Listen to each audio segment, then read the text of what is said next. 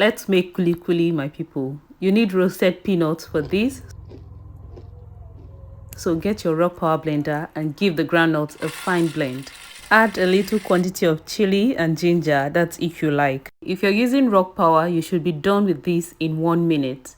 Transfer the paste to a bowl. Now slowly add hot water and mix. You can add 2 tablespoons each time. As you do this, you will see the brown color start to get deeper and the texture will get thicker too. Just keep mixing with hot water in bits like that, and in 5 minutes you should see the peanut oil start to come out. I had to reduce the quantity. Decant the oil and keep pressing to extract more. Here's the oil I got from this quantity. You can use this in your cooking. The more oil you're able to extract, the crunchier your kulikuli will turn out. Once you're done, add sugar if you want and mix. I use salted peanuts, so I don't think there's need to add more salt. Now begin to mold into any shape you like. You can do balls, stick, or the popular flat shape. Spread everything on a tray and bake in the oven for about 40 minutes.